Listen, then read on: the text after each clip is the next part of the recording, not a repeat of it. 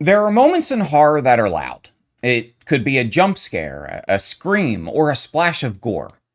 But the moments that truly last, they're the quiet ones. The ones that crawl under your skin because they feel just so chillingly real. So picture this. It's just after dusk in Dread's Hand, Alaska, a town that's little more than a frostbitten speck on the map. Outside, a blizzard is raging, trying to tear the world apart. But it's warm inside of Tabby's luncheonette. The air smells like old coffee and fried food. It's a pocket of mundane safety against the vast, indifferent wilderness. And into this quiet scene walks a man named Joe Mallory. He looks like he's been chewed up and spit out by the forest. He sits down, he orders a hot chocolate, and he drinks it. And when he's finished, he looks the waitress in the eye, and in a voice that's perfectly calm, he announces that he has just murdered 8 people, and that their bodies are buried in the woods just outside of town. That scene is the opening salvo of Ronald Malfi's Bone White. But as I read it, I realized the confession wasn't the real hook. The true horror begins when Paul Gallo, a college professor thousands of miles away, sees that news report. Because Dread's Hand is the last place his twin brother Danny was seen alive. And when Paul arrives to identify a body, he discovers a truth even worse than his brother's death. Danny isn't amongst the victims. He's simply gone. He vanished into a town that is actively hostile to his search. This is where the story splits open and starts presenting fun theories. We've all seen folk horror about isolated cults, but what if the evil isn't in the people? What if it's in the soil, in the trees, and in the very air you breathe? What happens when a search for a missing person becomes a terrifying confrontation with your own identity? To understand the nightmare Paul is about to step into, you first have to understand him. Paul is the anchor, the responsible twin, the one who stayed home and built a life defined by logic and reason. He's a literature professor and a man who finds comfort in the clear narratives of books. His brother, Danny, well, he was the opposite. He was the wanderer, the thrill seeker, the one who was always chasing a ghost on the horizon. He was in Alaska on a journey of self-discovery, trying to outrun a past littered with mistakes. And this is where Malfi, he plants the emotional hook that makes the whole story work. Guilt. On their father's deathbed, Paul was given one solemn instruction. Watch out for your brother. And in his mind, he failed. Danny's year of silence from the Alaskan wilderness wasn't just concerning. For Paul, it was a personal indictment. It was a promise broken to his deceased father. So he does what any of us would do. He gets on a plane, he leaves his structured life behind, and he flies to the edge of the world, a place that feels more like a myth than a real town. He's not there as an adventurer. He's there as an executor of a grim duty, steeling himself to identify his brother's body, and then finally bring him home and put the story to rest. The whole journey is a funeral march, one where Paul is preparing for an ending. And then, in a cold, sterile room, the local detective gives him the news. The DNA results are back from the 8 bodies pulled from the snow, and none of them are Danny.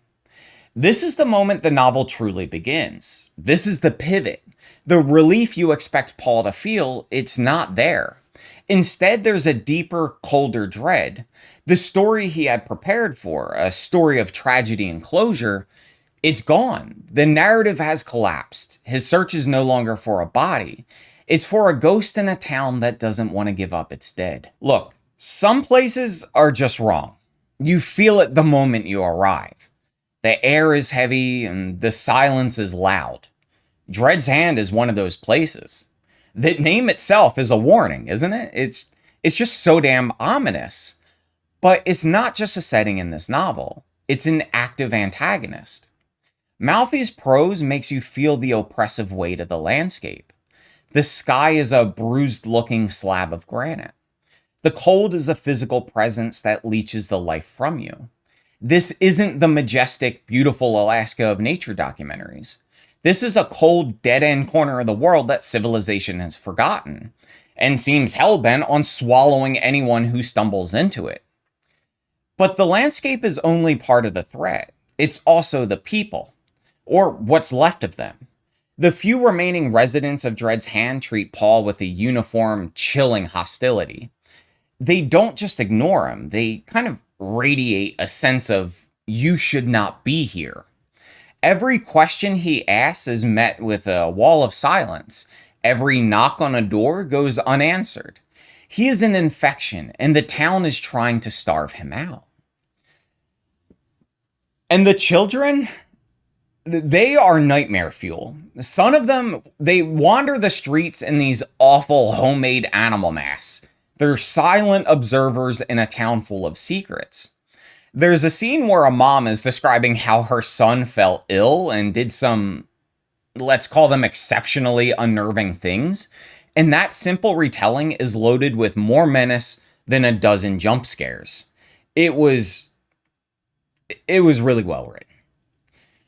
There's just something about children that can be so damn scary. And clearly Malfi knows this. And it's here that he masterfully weaves in the central conceit of folk horror. That the evil in Dread's Hand isn't a secret that people are keeping. It's a force they are containing.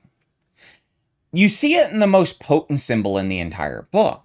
There's like this eye that's made of crosses with a cut across the pupil.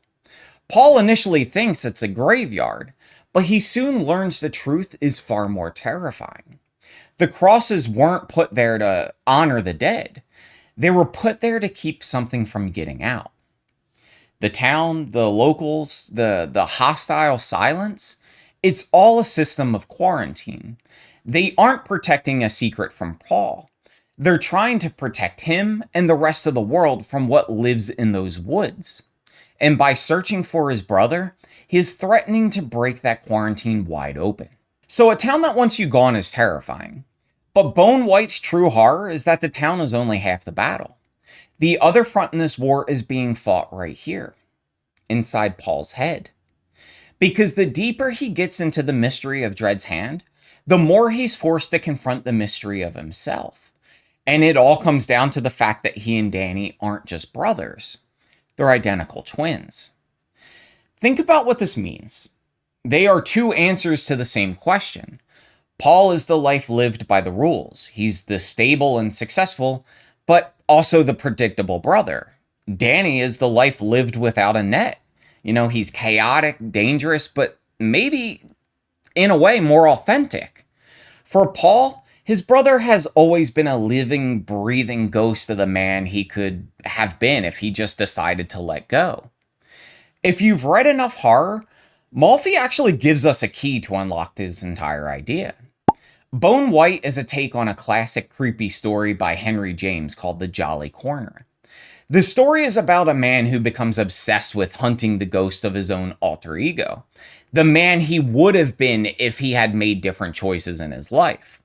It's a brilliant psychological horror story about confronting your own unlived potential. Malfi takes that concept and makes it terrifyingly literal. Paul's search for Danny is the Jolly Corner. He is literally hunting the ghost of his alternate self through a haunted woods. And the woods responds to this. His grip on reality begins to fray. He starts having visions. The line between what's real and what's hallucination, and what might be a genuine supernatural encounter, it all completely dissolves. The forest becomes a mirror, and Paul is terrified of seeing the reflection. He's not just afraid of what he'll find at the end of his search. He's afraid of what the search is turning him into. The central question of the novel shifts from where is Danny to a much more terrifying question. Who am I? If he and his brother are two sides of the same soul, what happens when one side gets lost in the dark? So where does that leave us? Bone White is a novel that demands patience. Although it's short, sitting at just 336 pages, if you're looking for a fast-paced, jump-scare-a-minute thriller, this isn't it. The pacing is a deliberate slow burn, designed to build a foundation of dread brick by painstaking brick. Malfi makes you live in Paul's isolation, feel his creeping paranoia, and earn the terrifying revelations alongside him. And the payoffs for that patient is immense. It succeeds by grounding its supernatural horror in something painfully real, the complex, messy bonds of family, and the haunting question of the lives we didn't live. It's a story that understands that the most terrifying monsters aren't the ones with claws and fangs that hunt us in the woods, but the ones made of guilt and regret that hunt us from inside. It's a masterful piece of atmospheric writing and a chilling folk horror mystery, and also a profound meditation on identity. It's a book that gets into your bones and stays there, a quiet, cold horror that deserves your time. But that's just my analysis. Now I want to hear from you. Have you read Bone White, and did it hit you the same way? Also, I'm pretty new to folk horror, so drop your favorite in the comments. I'm interested to hear what everyone recommends. Now, if you've enjoyed this video, don't forget to give it a thumbs up and share it with your friends, family, and even your enemies. Just none of my doppelgangers. And of course, if you haven't already, hit the subscribe button, because every subscriber inches me one step closer to taking over the galaxies. Until next time, take care, keep reading, and I'll see you in the next one.